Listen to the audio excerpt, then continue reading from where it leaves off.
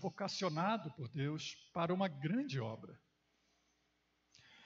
Uma obra que certamente estava aos olhos dele para além da sua capacidade. Mas está aqui a história de Neemias provando para nós que Deus faz apesar de nós. Amém? Deus é quem realiza a sua obra, porque a obra é dele. Então, a história de Neemias e o contexto que nós temos aqui considerado, esse momento, né, de Neemias, tem muitas lições para nós. Lições importantes para a nossa vida como igreja, como crentes individuais e como igreja, como coletividade. Eu vou ler aqui o capítulo 6, depois estaremos considerando algumas coisas importantes nesta noite também. Neemias 6, eu vou ler do verso 1 ao 9. Diz assim a palavra do Senhor. Tendo ouvido Sambalate, Tobias e Gesem, o arábio, e o resto dos nossos inimigos, que eu tinha edificado o muro e que nele já não havia brecha nenhuma,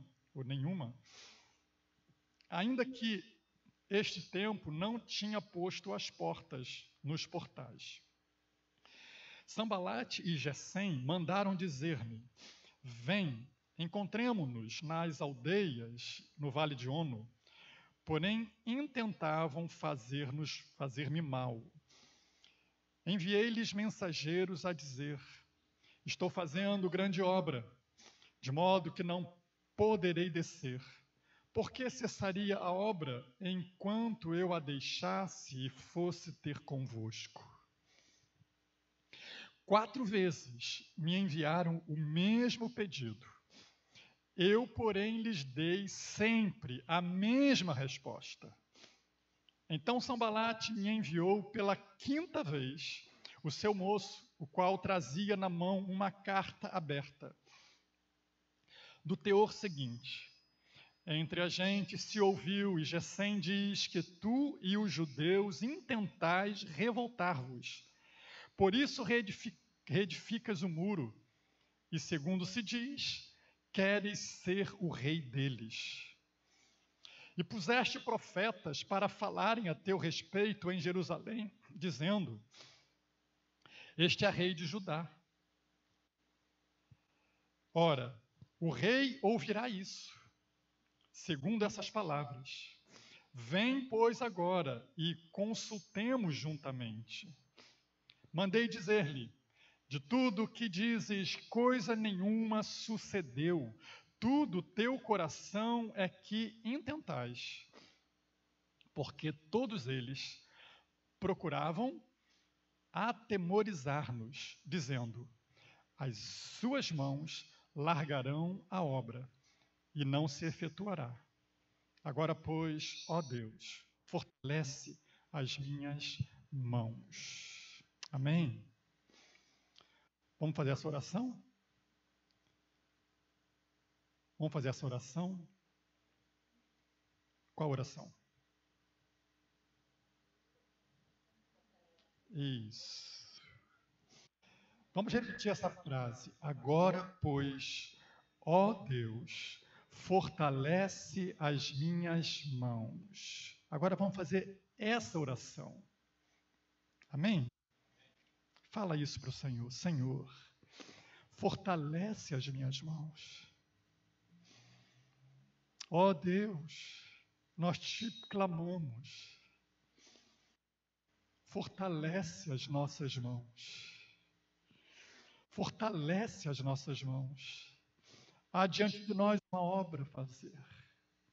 Há diante de nós um desafio grande, uma grande obra. Olhamos, Senhor, para ela e constatamos que não há forças em nós. Mas oramos, fortalece as nossas mãos. A luta, desafio, às vezes, Senhor, supera, às vezes não. Sempre supera as nossas forças. Mas nós confiamos em Ti. E nós te pedimos e oramos, ó Senhor, fortalece as minhas mãos. Amém. Amém. Que Deus fortaleça a sua mão. Que você saia daqui hoje fortalecido em suas forças para o desafio que te espera, para a vida lá fora que nos aguarda. Que Deus fortaleça a sua fé, que Deus fortaleça o seu vigor nesta noite, em nome de Jesus. Se você confiar, se você orar e clamar e pedir e confiar, certamente o Senhor o fará. Crê isso? Amém. Pode sentar. Irmãos, bem, o contexto nós já conhecemos bem. Neemias voltou para Jerusalém, para Judá, porque ele percebeu que havia uma obra para fazer, havia os muros para serem reconstruídos de uma cidade que havia sido destruída já há muito tempo, e há muito tempo essa obra estava parada, esperando que fosse realizada, até que Deus chamou alguém, chamou Neemias, vocacionou este homem, colocou um sonho no seu coração, colocou um desejo no seu coração, um propósito divino no coração dele, de voltar para Jerusalém, ir lá e reconstruir o muro de Jerusalém, que estava completamente em ruínas, e por conta disso as invasões, as destruições que seguiam uma cidade sem muro. Bem, a gente não imagina o que é uma cidade sem muro, porque o nosso contexto é diferente, mas representava naquele momento uma cidade vulnerável, fácil acesso para os inimigos, para destruírem, para escravizarem, para matarem, enfim. E o muro representava segurança, salvação para aquele povo. Amém? Bem, nós temos considerado esse contexto contextualizando a nossa realidade, de que cada um de nós também, queridos, individualmente e como igreja, como coletivamente, Deus nos chamou para uma obra também. E não é pequena essa obra. Na verdade, é uma grande obra, que se olharmos para ela, vamos dizer e constatar de que ela está além da nossa capacidade, além das nossas forças. E qual é a obra que nós recebemos de Deus para realizar, irmão? Qual é a obra que Deus colocou na sua mão como cristão para realizar neste mundo? Qual é a obra? Construir templo? Não. Qual é a obra? Fazer caridades, fazer boas obras? Não. Se reunir aqui, cultuar a Deus, cantar hinos, ouvir mensagens? Não. Há uma obra muito específica que Deus deixou para nós, que Jesus deixou para a sua igreja, nos momentos que antecederam a sua volta para o céu, quando ele concluiu aquilo que nenhum de nós podia fazer, que era ir à cruz. Aquilo ninguém poderia fazer. E a cruz nenhum homem poderia fazer. Mas ele o fez em nosso lugar. Mas após de realizar aquela obra que só ele poderia fazer, de dar a sua vida em resgate do pecador, ele deixou uma missão para os seus discípulos, aqueles que nele creram. Que era o quê? Continuar essa obra. De proclamar a salvação, de anunciar as boas novas, que agora há um Salvador, há salvação. O homem sem Cristo, o homem sem Deus, é uma cidade sem muros, vulnerável aos ataques do maligno. A Bíblia diz que o diabo ele veio matar, roubar e destruir, e é isso que ele tem feito em milhares, centenas de milhares de vidas. Porque são como cidades sem muro. São alvos fáceis do destruidor. E quantos têm sido vítimas de Satanás? Sido levados à morte. E não apenas a morte física, mas a morte eterna. Porque são cidades sem muros. E Deus nos chamou, a mim e a você, que está me ouvindo. Você está me ouvindo? Está me ouvindo? Então é você que Ele te chamou para construir muros, levar salvação, levar a boa nova de salvação ao perdido. E ninguém fica de fora dessa obra, porque Ele disse que Ele nos chamou a todos, Ele nos enviou a todos na sua comissão. Mateus 28, 19. Ide por todo o mundo. Fazei discípulos de todas as nações, batizando-os em nome do Pai, do Filho, do Espírito Santo, ensinando todas as coisas que vos tenho dito.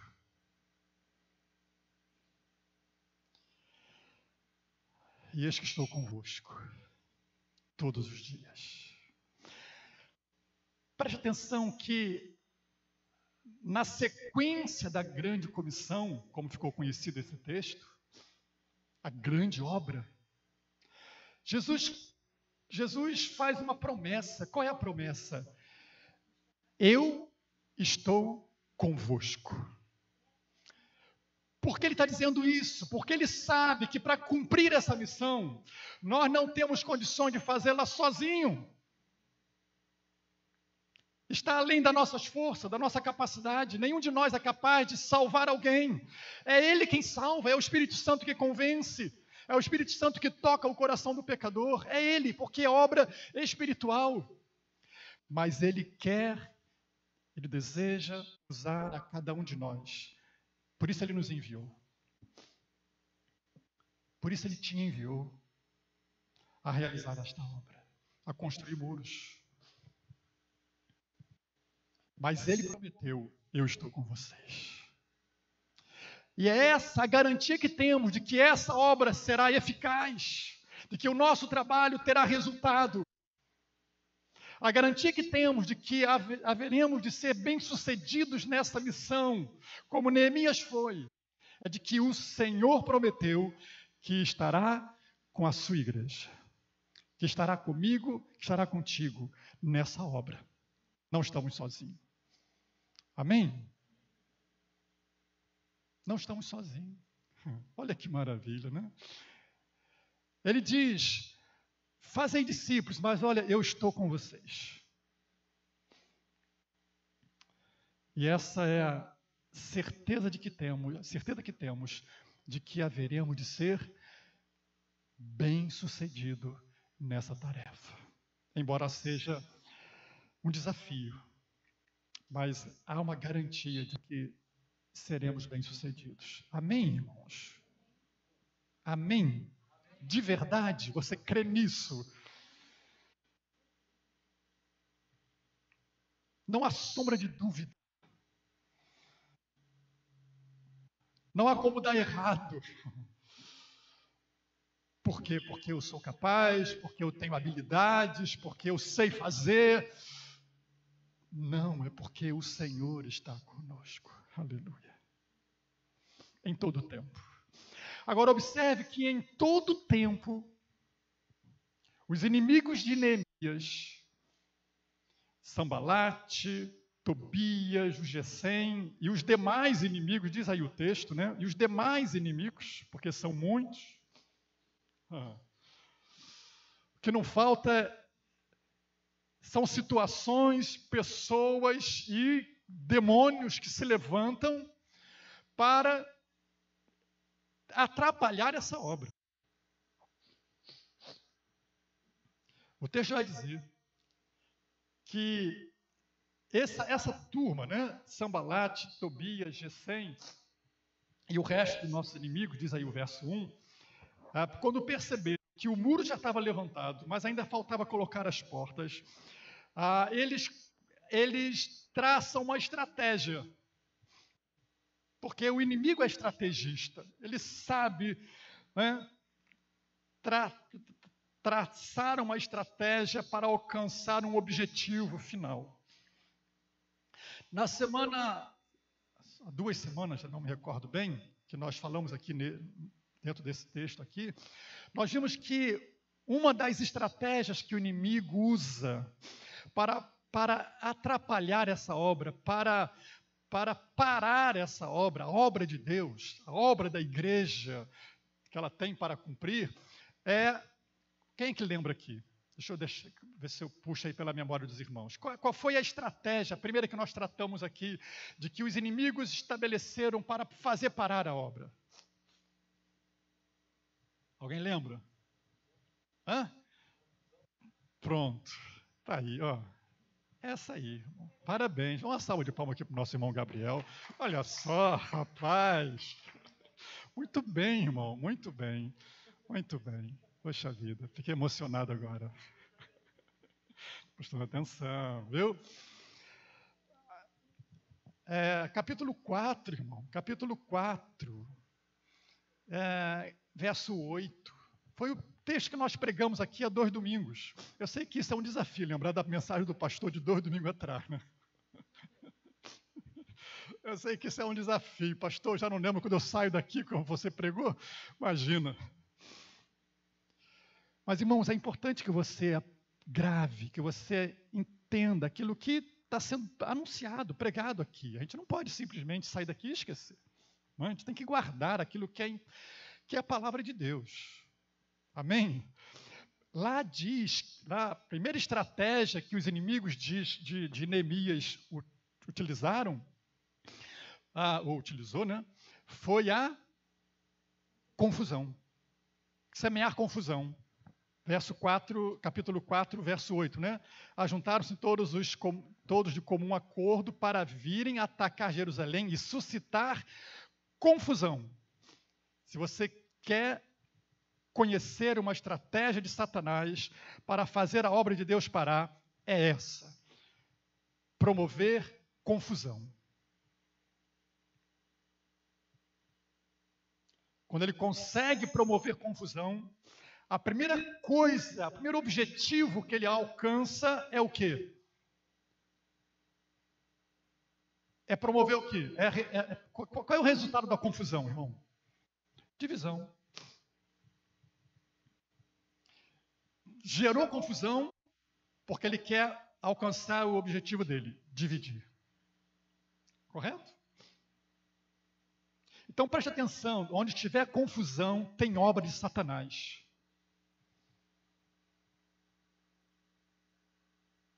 Sim ou não? Fica atento, irmãos, porque se Satanás tem uma estratégia, essa estratégia é promover confusão. Jesus vai dizer que um reino dividido, ele não subsiste. Uma cidade dividida, uma casa dividida, ela não subsiste. Não é isso? Então ele sabe o que ele quer. Ele sabe onde ele quer chegar. Então ele semeia uma confusãozinha, coloca um irmão contra outro irmão, coloca um pai contra um filho contra um pai, um marido contra a esposa, uma esposa contra... Ele semeia aquela contendazinha, sabe, que é aquela coisinha, né, que você não dá muita importância, daqui a pouco aquilo ali vai crescendo, aquilo ali vai crescendo, aquilo ali vai crescendo, daqui a pouco uma confusão enorme, e daqui a pouco ele divide, ele enfraquece, ele racha, ele rompe comunhão. Ele conseguiu o objetivo dele. Para a obra. Não é assim? Não é isso que acontece? Mateus 12, 25. Um reino dividido ficará deserto. Mateus 12, 25. Um reino dividido ficará deserto. Uma casa, uma cidade dividida não subsistirá.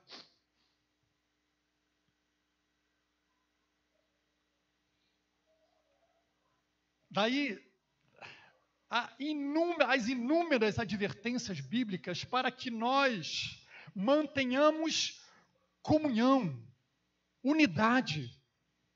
Porque, entre tantas coisas, Deus está presente na unidade do seu povo. Deus abençoa a unidade do seu povo. Deus age na unidade do seu povo. Onde há divisão, Satanás está. Mas onde há unidade, quem reina e quem está presente é o Senhor. Essa foi a primeira estratégia que nós pensamos aqui nas 2 semanas, se eu não me engano. Hoje eu quero focar uma segunda estratégia que Satanás usa, também com o mesmo objetivo, parar a obra. Paralisar o crente, paralisar a igreja, paralisar a obra da igreja. E a segunda estratégia que nós identificamos aqui nesse capítulo 6, você que acompanhou a leitura deve ter percebido. Qual foi? Qual foi? Hã? Não. Os meios, a estratégia que ele usou aí, qual foi?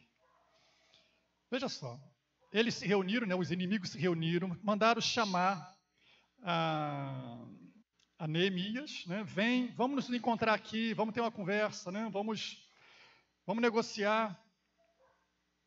Neemias percebeu que havia uma má intenção ali, porque do inimigo não vem nada bom, não é verdade? Você acha que vem alguma coisa boa de Satanás? Então, quando ele te chamar para conversar, foge. Sim ou não? Não tem acordo, não tem conversa, não há comunhão, luz e trevas. Amém? Neemias percebeu que havia uma má intenção nos inimigos. E aí ele vai ou não? Não, não vai. E qual é a resposta que ele dá? Envia-lhes mensageiro a dizer, verso 3, estou fazendo grande obra, de modo que não poderei descer, porque cessaria a obra enquanto eu a deixasse e fosse ter convosco. E aí, você acha que Sambalat ficou satisfeito com aquela resposta? O que ele faz? Ele insiste. Quantas vezes? 4 vezes. E depois, 5 vezes. Mais 5 vezes, né? Irmão, outro dia eu lia uma meditação, né? E a pessoa dizia, se há uma coisa que a gente deve copiar Satanás, é a perseverança. Eu não sei até onde essa palavra está. Né? Porque copiar a coisa de Satanás é perigoso, né? Mas não precisa nem copiar dele não, porque a Bíblia diz que nós devemos ser perseverantes, correto? Mas ele é perseverante nos seus intentos malignos. Ele tentou a primeira vez, tentou a segunda vez, tentou a terceira vez, tentou a quarta vez, tentou a quinta vez, e disse, vem cá, vamos conversar, vamos... E Neemias, em todas as vezes, deu a mesma resposta, não tem conversa. Estou ocupado com uma obra, estou ocupado com a obra de Deus, estou ocupado com uma grande obra e não posso parar, não vou parar.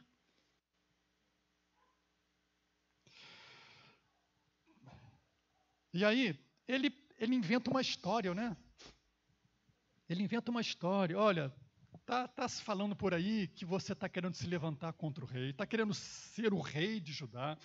E o rei lá, vai saber disso. O imperador vai saber disso. Ele não vai gostar dessa história.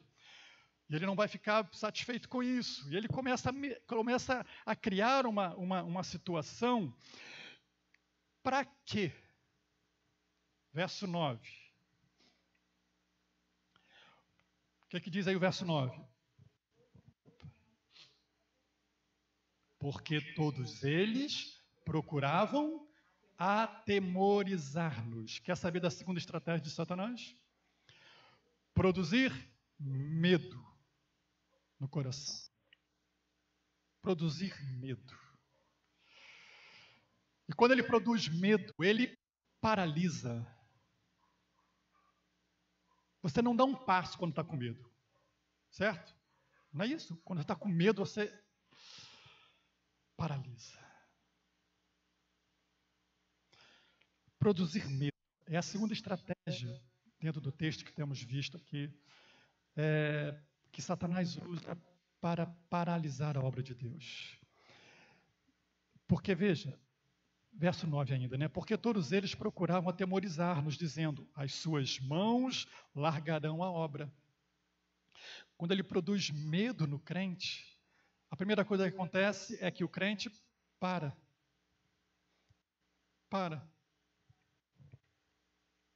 Porque o medo produz isso, né? Paralisia. Você não vai, você não avança, você não ousa, você não põe a mão para o trabalho, você para. Medo. Sabe, irmãos, eu não vou entrar aqui nas questões psicológicas do medo, né? Porque alguém vai dizer, não, tem medo, tem tipo de medo que é saudável. Não vou entrar nessa questão aí, eu até concordo, né? Embora a palavra talvez melhor não fosse medo. Por exemplo, você não vai passar na beira de um precipício porque você tem medo de cair, isso é saudável. Mas não é esse medo que eu estou dizendo. É aquele medo infundável, é aquele medo que muitas vezes não tem motivo, não tem razão, ou que ele representa, o medo que representa a falta de confiança em Deus. É o medo irreal, desnecessário, que se opõe à fé. Então eu fico com medo. Porque ele neutraliza a fé. É desse medo que eu estou dizendo, estou falando. E foi esse medo que os inimigos ali de Neemias quiseram produzir nele. De modo que conseguissem, com aquele medo, parar a obra que estava sendo realizada. Será que, de alguma forma, irmãos, a gente não para por conta de medo, muitas vezes? Muitas vezes. O medo, ele tem esse potencial, essa capacidade de travar o potencial que Deus coloca em nós. E aí, irmãos, às vezes nós temos aquela falsa modéstia, né? Diante de um desafio que Deus coloca diante de nós. E a gente diz assim, não tem condições. Eu não sei, eu não sou capaz. Não é verdade? Quantas vezes a gente se mede? A gente mede a nossa capacidade por nós mesmos. Diante do desafio de Deus, da obra de Deus. Eu não tenho condições. Eu não sei. Na verdade, nós estamos escondendo um medo. Camuflando ele e dando muitas desculpas. Mas lá no fundo, o problema é o medo. É a insegurança. É a falta de fé. Era isso que os inimigos de Israel, os inimigos de Judá ali, de Neemias, estavam querendo produzir em Neemias medo. E em produzindo medo, eles parariam a obra. E o objetivo dos inimigos teria sido alcançado. Quando nós olhamos para nós, irmãos, nós realmente temos que chegar à conclusão de que não há condições, diante do desafio da obra, realmente falta-nos força, falta-nos capacidade, faltam-nos condições. Sim ou não? Sim. Mas uma coisa me chama a atenção, e parece que isso é decisivo nessa questão, é aquilo que Paulo fala a respeito daqueles que Deus chama. Na primeira carta aos Coríntios, capítulo 1, olha só, queridos. Primeira carta de Paulo aos Coríntios, capítulo 1, verso 26 a 29, ele vai dizer assim: irmãos, reparai, pois, na vossa vocação. Reparai, pois, no vosso chamado. Visto que não foram chamados muitos sábios segundo a carne, nem muitos poderosos, nem muitos de nobre nascimento. Pelo contrário, quem é que Deus escolhe para fazer a sua obra? Quem é que Deus chama para fazer a sua obra? Pelo contrário, verso 27, Deus escolheu as coisas loucas do mundo para envergonhar os sábios. Escolheu as coisas fracas do mundo para envergonhar as fortes. Deus escolheu as coisas humildes do mundo, as desprezadas e aquelas que não são, para reduzir a nada as que são. Por que Deus faz assim? Por que Deus escolhe pessoas que não têm condições nenhuma para fazer grandes obras para Ele? Por que Deus escolhe a mim, que não sei, que não tenho capacidade, que sou cheio de limitações, para fazer uma grande obra que Ele tem para fazer? Por que Deus escolhe você, que você sabe das suas limitações, para fazer uma grande obra para Ele? Verso 29. A fim de que ninguém se vanglorie na presença de Deus, porque a glória é dele sempre. Então ele usa pessoas frágeis como nós mesmos, irmãos. Usa pessoas pequenas, simples, muitas vezes cheias de limitações, sem sabedoria do mundo, sem grandes conhecimentos, sem ter grandes capacidades, pessoas simples, pequenas aos olhos do mundo, até desprezíveis aos olhos do mundo, mas que Deus decidiu usá-las. Deus decidiu usar-me. E eu fico, meu Deus, eu sou tão pequeno, Senhor. Sou tão limitado. Olho para dentro de mim e vejo tantas coisas erradas, coisas que... Mas Deus disse, eu quero usar você. Eu quero usar você. Eu decidi usar você do jeito que você é. Com as limitações, com as fraquezas, com as imperfeições. Do jeito que você é, eu decidi usar você. Pequeno, grande, magro, gordo, com dinheiro, sem dinheiro, não importa. Eu decidi usar você. Na sua pequenez, na sua limitação, nas suas circunstâncias, cheio de, de defeitos, fraquezas, mas Deus decidiu usar você.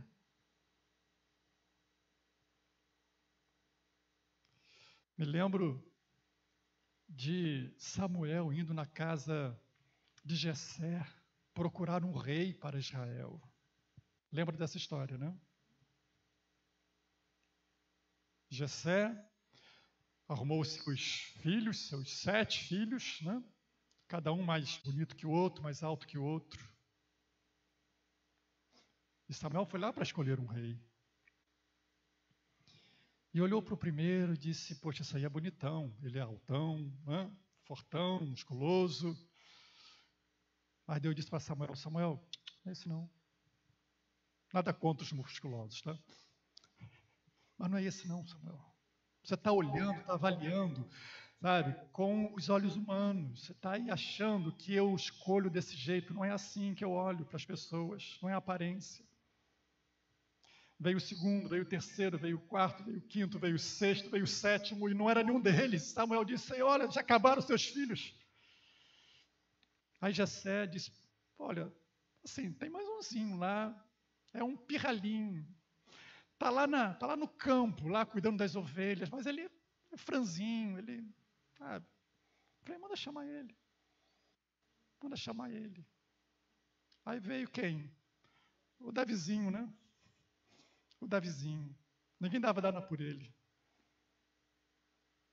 Mas Deus olhou para Davi e disse, é ele, Samuel. É ele. Eu quero usar esse. Porque a glória será minha. Deus quer usar você. Sabe, irmã Sônia? Irmã Lourdes. Irmã Rosângela.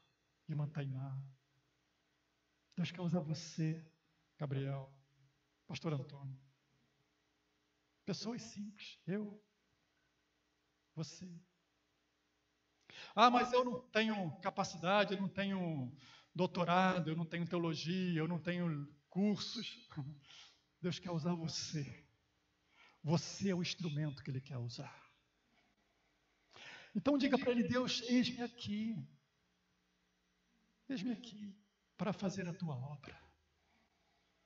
Para cumprir a obra que o Senhor colocou nas minhas mãos para fazer. Eis-me aqui. Amém? E não ceda às tentativas do adversário de produzir medo no seu coração. Porque ele vai tentar fazer isso. Colocar medo. Ah, não, eu não. Tem pessoas mais capacitadas, pastor. Tem pessoas que são, olha fulano. Fulano sabe falar bem, fulano sabe pregar, fulano sabe cantar, fulano sabe liderar, fulano sabe a porção de coisa, eu não sei nada. Mas Deus não olha como olha o homem. Deus não escolhe segundo os padrões humanos.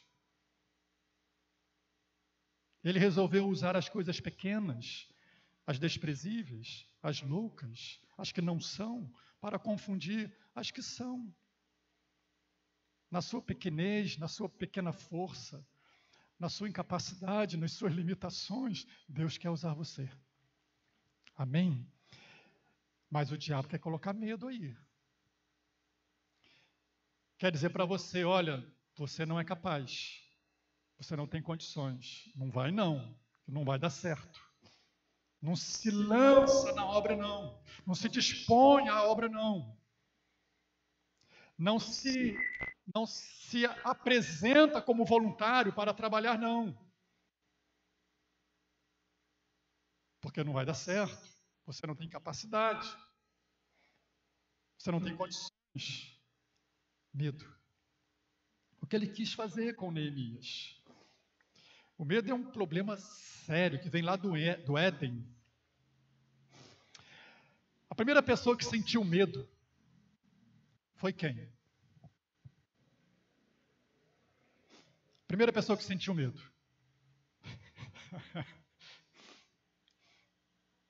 Adão.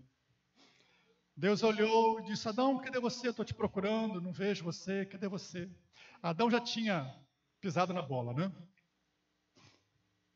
Tinha acabado de pisar na bola. Foi isso que ele fez? Pisou na bola, não foi isso? É.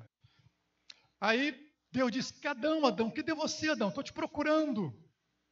Qual é a resposta que Adão dá? Eu me escondi porque tive medo. Sabe, o medo é uma semente que Satanás planta no coração do homem. Plantou lá em Adão. E se a gente deixar ela crescer, ela nos paralisa. O medo vai te paralisando. Você vai se acovardando. Você vai recuando. A igreja vai recuando por conta do medo. Porque Satanás plantou o medo ali.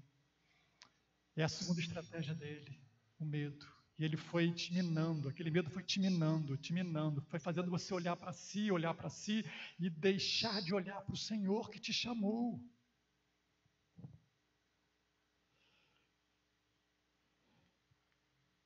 Agora, qual é a resposta que Deus dá para isso? Irmãos, se você fizer aí um trabalhinho de casa, e começar a anotar todas as vezes em que Deus vai dizer para alguém, não tenha medo, você vai ficar surpreso de quantas vezes Deus bate na mesma tecla para inúmeros dos seus servos. Não tenha medo, não tenha medo. Quando Deus chamou Abraão, foi a palavra dele para Abraão, não tenha medo, farei de você uma grande nação.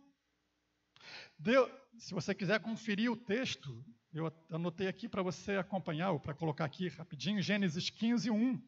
Gênesis 15, 1 tem a ver com o chamado de Abraão. E a palavra que Deus diz para Abraão no seu chamado é: não tenha medo.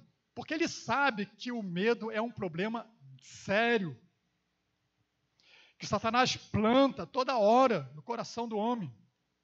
Ele falou para Abraão, não tenha medo. Ele repetiu essa palavra para Isaac, Gênesis 26, 24. Não tenha medo, Isaac.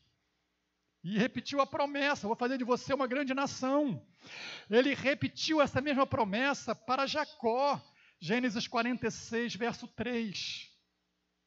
Não tenha medo. Veja, Deus insiste com Abraão, com Isaac, com Jacó, com os patriarcas, com os profetas, com os reis, diversas vezes, inúmeras vezes, essa palavra está presente na Bíblia. Não tenha medo. Não tenha medo. Alguém já disse que há 366 vezes a expressão não tenha medo na Bíblia, uma para cada dia. Confesso que ainda não contei, mas está aí um deverzinho de casa para você contar quantas vezes aparece na Bíblia a expressão não tenha medo ou não temais. Porque parece que esse é o grande problema dos servos de Deus: medo. E Deus está constantemente insistindo nessa tecla, falando para eles, não tenha medo, não tenha medo. Falou para Abraão, falou para Isaac, falou para Jacó, falou para Moisés, Êxodo 14, 13. Falou para Josué, quando estava diante do desafio de levar o povo para a terra prometida, Josué 1,9. Não tenha medo, Josué. Parece que, ainda bem que Deus também é persistente, né? Porque, olha, eu vou te dizer, somos muito medrosos. E Deus está insistindo com você nessa noite, não tenha medo, eu tenho uma obra para você fazer. Não tenha medo, há uma obra para você fazer. Deus falou para Pedro, naquele mar agitado, muito vento. Pedro está andando sobre as águas. Mas em algum momento ele começa a olhar as circunstâncias à sua volta e tira os seus olhos de Cristo. E quando ele tira os seus olhos de Jesus, a primeira coisa que acontece é que ele sente medo. E quando ele sente medo, ele começa a afundar. E qual é a resposta que Jesus dá para Pedro? Não tenha medo. Vai ser sempre essa. Não tenha medo. Não tenha medo. Mateus 14, 27. Não tenha medo. O medo não só paralisa, mas ele faz a gente afundar.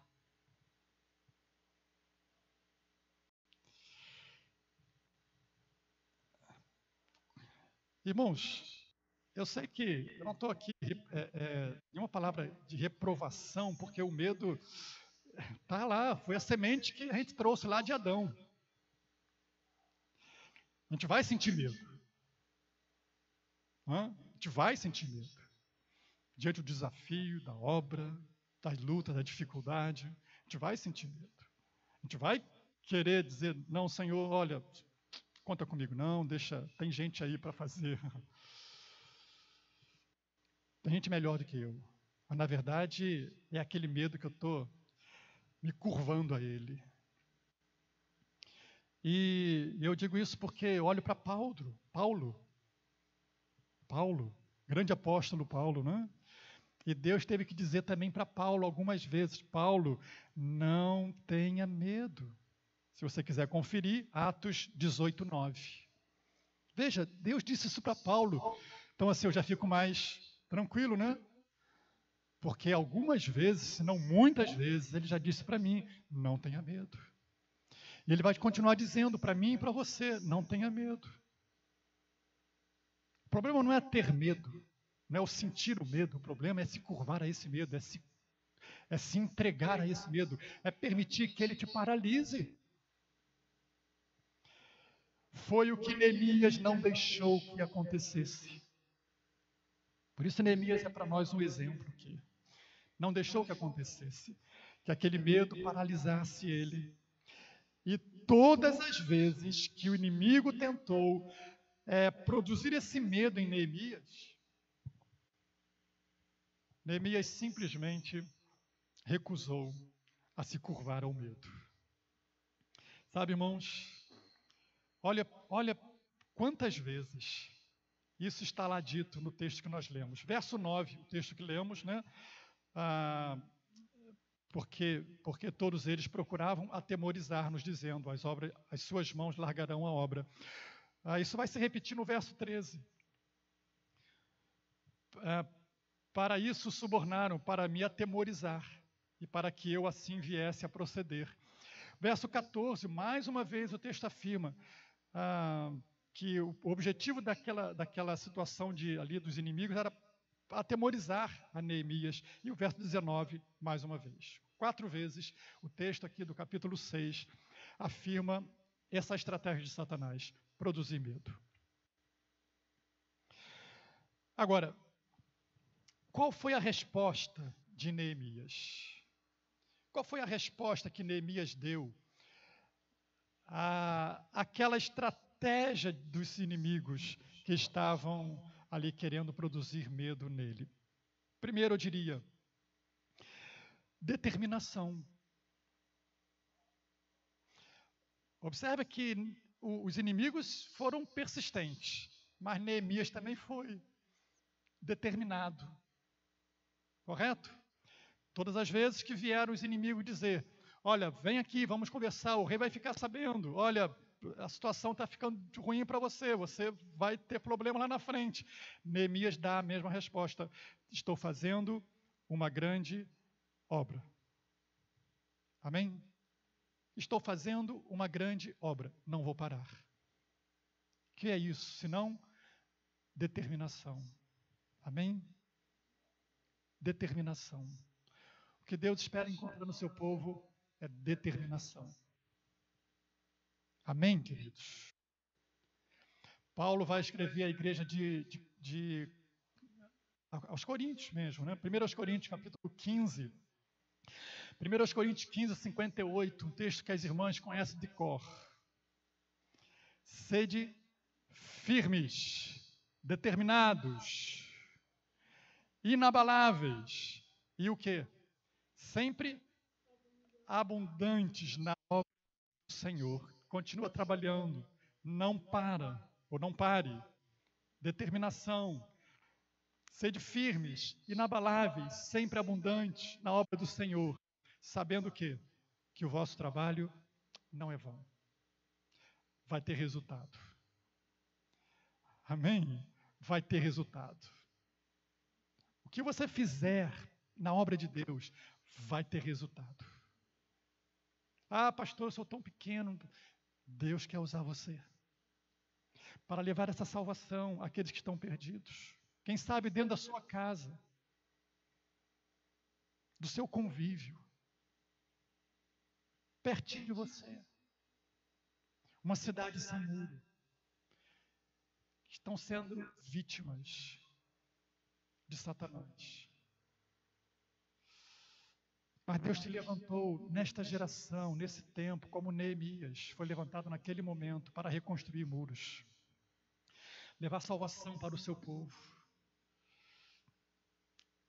Os inimigos tentaram, primeiro, fazer o quê? Confusão. Neemias percebeu aquilo, se armou, orou, vigiou e trabalhou. Foi isso que vimos lá na 2 domingos? Agora, a resposta que Neemias dá à tentativa do adversário de produzir medo Primeiro é determinação. Enfrentar. Não ceder. Eu estou com medo, sim, mas eu vou. O pastor está nos desafiando a retomarmos nosso trabalho evangelístico. Aí eu abri minha casa para formar uma célula na minha casa. Aí eu começo a ouvir aquelas insinuações de Satanás. Medo. Aí eu digo, não vou ceder a isso. Eu vou me disponibilizar sim para trabalhar. Vou oferecer minha casa para ser uma célula. Vou me dispor para ser um líder de uma célula. Vou me dispor para estar junto, trabalhando junto com meus irmãos, num grupo pequeno, para alcançar o perdido. Para levar salvação. Me unir à minha igreja. Ao trabalho da minha igreja, para juntos, como estava o povo naquela época, por isso conseguiram evitar a confusão, porque eles estavam unidos. Vocês lembram do capítulo 3, que eu falei? Eles estavam trabalhando em unidade, cada um do seu lado, um lado do outro, e porque estavam unidos, perceberam que o inimigo queria causar confusão e não permitiram. E agora, mais uma vez, o inimigo quer causar medo, mas mais uma vez, eles estão atentos, eles estão determinados a cumprir a obra, a fazer a obra. E não estão cedendo, e não vão ceder. Sede firmes, diz Paulo à igreja, sede constantes, sempre abundante na obra do Senhor. Em outras palavras, ele está dizendo, trabalhe sempre, esteja ativo. Não seja um assistente de culto, não seja alguém que se acomodou ao ir e vir para o culto. Isso é bom, é necessário. Mas há algo mais para você fazer, há algo mais para você cumprir. Fazer um discípulo, levar a palavra de salvação ao perdido, alcançar essa vida, transformá-la num discípulo de Jesus, ensinando ele aquilo que você já sabe, levando ao batismo, integrando ao corpo de Cristo, fazendo a obra. Essa é a obra da igreja, irmão. Eu falei aqui há 2 domingos, eu vou repetir. Se nós não estivermos fazendo isso, nós não estaremos fazendo a vontade de Deus. Vamos estar fazendo uma porção de coisa, mas não a vontade de Deus. Isso é forte, irmão. Eu digo isso com temor no meu coração. Digo, Senhor, será que eu estou fazendo a tua vontade? Porque eu posso estar aqui pregando, mas estou pregando a porção de crente. Faz parte, sim, é necessário, sim. Mas e lá fora o perdido? E lá fora aquele que precisa de ouvir essa mesma palavra que nós ouvimos aqui? E aqueles que estão indo para o abismo da perdição eterna? Então eu não posso me contentar em ter isso aqui é bom e necessário. É aquilo que nós costumamos dizer, nós precisamos voar com 2 asas. Temos sim o nosso culto de celebração, é uma maravilha ouvir louvores, cantar louvores, erguer a mão. Isso é ótimo, bom e necessário. Mas eu preciso também voar com a outra asa, que é lá fora, buscar o perdido. E a estratégia que Deus tem nos dado, eu creio, irmãos, que não é apenas uma estratégia para uma igreja aqui ou ali, é uma estratégia de Deus para a igreja mundial, em todos os lugares. Estou convencido disso, de que são os pequenos grupos, as reuniões de células. São esses momentos de comunhão mais próxima de um grupos menores, onde se relacionam, onde aprende a palavra, onde ora, onde estuda a Bíblia, onde tem comunhão, tem tudo isso, mas tem acima de tudo um alvo, que é alcançar o perdido. Então aqui eu venho celebrar, aqui eu venho cantar, venho louvar, venho adorar, mas lá fora eu saio para servir, lá fora eu saio para evangelizar. E o faço com a estratégia que Deus tem nos dado, dos pequenos grupos, das células, como você quiser chamar, mas é a ferramenta que eu creio que é a ferramenta que Deus tem dado para a sua igreja nesses últimos tempos.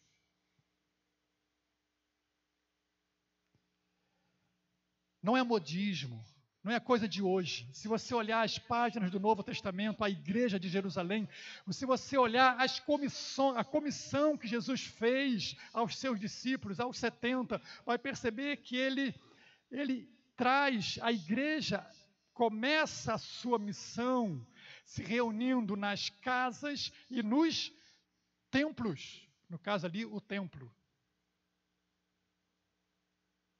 Então não é um modismo do século 21 de reuniões de células. É algo que está lá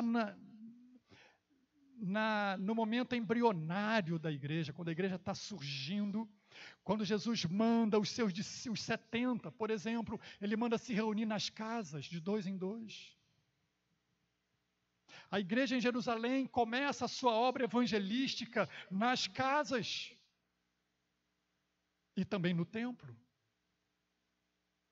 Então, não se trata de um modismo, não se trata de uma ferramenta nova, se trata de algo que nós precisamos retomar a sua origem. Voltar ao aquele momento inicial da igreja, quando a igreja ela tinha as suas reuniões nos lares, onde o povo se reunia nos lares, onde o povo estava constantemente nos lares em oração, perseverando na palavra, na doutrina dos apóstolos, tomando pão, partindo pão ali, e Deus ia acrescentando dia a dia, as pessoas iam se achegando, mas também elas iam lá no templo adorar, celebrar. A igreja do primeiro, segundo, terceiro século não tinha templos. Ela permaneceu ativa, viva, porque elas se reuniam nas casas. Irmãos, preste atenção no que eu estou dizendo aqui. Talvez não tenhamos noção ainda do que vai acontecer, possivelmente, mas tenho para mim que a igreja que vai permanecer, a igreja que vai conseguir se manter nesse mundo, nos dias que estamos para viver, é a igreja que se reúne nas casas. Eu não sei se teremos liberdade para ter templos por muito tempo. Não sei se teremos liberdade para abrir portas de templos para adorarmos a Deus por muito mais tempo. Mas nas casas teremos como nos reunir, como evangelizar e como continuar a obra, até que Deus tire a sua igreja dessa terra, porque um dia Ele vai tirar. Quando Ele vai tirar, pastor? Quando essa obra se concluir. Quando essa obra se concluir. É por isso que Pedro vai dizer que nós podemos apressar a vinda de Cristo. Como é que podemos apressar a vinda de Cristo? Cumprindo o ID, fazendo discípulos. Você quer que Jesus venha logo? Você quer que Jesus venha logo? Quem quer que Jesus venha logo? Vem, Jesus, vem logo buscar a sua igreja. Você quer? Olhe à sua volta, você vai ver alguém precisando de salvação. Conquista ela para Jesus, que esse tempo vai se abreviar. Sim? Esse tempo vai se abreviar, irmãos, à medida que a sua igreja, a igreja de Jesus, começar a trabalhar, a alcançar o perdido para Ele. Então a resposta que Neemias dá é determinação. Você está determinado a fazer essa obra? Determinado a fazer essa obra? Ou o medo vai te parar? Ou o desafio vai te parar? Você está determinado a fazer isso? E para eu fechar aqui rapidinho, a segunda resposta que Neemias dá a essa estratégia de Satanás do medo é discernimento. Observa que quando Neemias ouve aquilo, a primeira vez eu imagino que ele levantou a antena, né? Vem aqui, vamos conversar. Levantou a antena. Veio a segunda vez, terceira, daqui a pouco ele disse, epa, peraí, esse cara está querendo o meu mal. O que é isso, senão discernimento? O verso 12, de novo, porque ali há uma outra situação que a gente vai considerar ela em outro momento, ali de novo, o verso 12, ele vai dizer, então percebi que não era Deus quem o enviara, porque havia um profeta ali, olha só, havia um profeta ali chamando Neemias para quê? Para ir no templo. Olha, vamos lá para o templo, vamos fechar a porta, porque vão vir te matar. Olha aí, produzindo medo aí. Vão vir te matar. De noite eles vão vir te matar. Vamos lá para o templo, vamos fechar a porta, vamos nos esconder lá. Um profeta. Olha só, gente do meio do povo. Sabe, queridos, o que mais me impressiona muitas vezes não é que Satanás tenta produzir medo, é que muitas vezes ele usa pessoas do nosso meio para produzir medo em muitos de nós mesmos. Sabe aquela palavra, sabe? Olha, isso aí não vai dar certo. Olha, não sei não, mas o pastor está meio que com essas novidades aí. Profetas. E aí, Neemias diz para ele o quê? Epa, que isso? Eu sou homem de me esconder? Você acha que eu vou entrar no templo? Lá no interior do templo? Não, você não é profeta de Deus, não. Desculpa, mas eu não vou lá, não. Por que Neemias percebeu isso, irmão? Por que Neemias discerniu que ali era um falso profeta?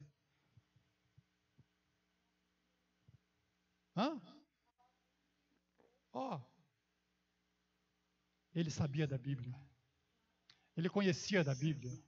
Ele sabia que a Bíblia dizia que ele não poderia entrar no templo, no interior do templo. Só o sumo sacerdote, no interior do templo, uma referência ali ao Santo dos Santos. Só o sacerdote, ou o sumo sacerdote, ou o sacerdote poderia entrar. Então ele percebe que aquilo ali não é de Deus, porque uma orientação, um conselho, uma profecia, seja lá o que for, que contraria a palavra de Deus, joga fora, porque não vem de Deus.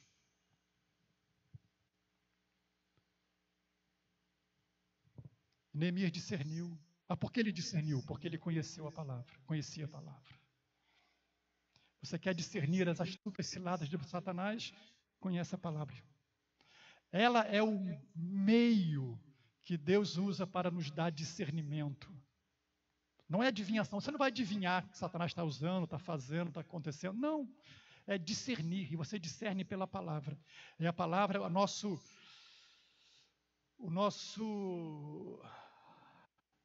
critério, digamos assim, né? É a nossa base para o discernimento espiritual. É o conhecimento da palavra. Porque ela é apta para discernir. Não é isso que a Bíblia diz? Viva, eficaz, apta para discernir. Ela, o nosso instrumento de discernimento. Então eu preciso conhecer essa palavra. E aquilo que vem de encontro à vontade de Deus, para, de alguma forma, produzir medo em mim, para me fazer paralisar para essa obra, pode ter certeza, isso não vem de Deus. E se alguma coisa está te paralisando, é hora de você discernir e dizer não aos Tobias, aos Gessens da vida, o nome do camarada lá? Aos Sambalate, e alguns profetas. Mas que Deus nos dê discernimento. E essas duas coisinhas que encontramos em Neemias, determinação e discernimento. Amém? Que Deus nos abençoe com a sua palavra.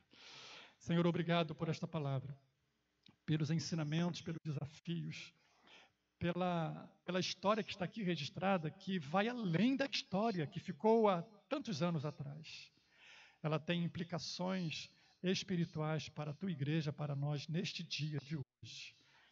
Faze-nos entender a tua palavra, Senhor. Como igreja, eu oro. Faze-nos entender a tua palavra. Ó Deus, e que se porventura Satanás, algum agente maligno, está produzindo medo em nosso coração e nos paralisando, agora nós repreendemos em nome de Jesus e decidimos determinadamente a dizer: eis-me aqui, Senhor, usa a minha vida para te servir e para a tua obra. Em teu nome, Pai, eu oro agradecido e peço a bênção do Senhor sobre nós. Peço o discernimento do Senhor para a nossa vida espiritual. Peço em nome de Jesus, teu Espírito Santo, aplique a tua palavra no meu, no nosso, no coração da tua igreja. Amém e amém.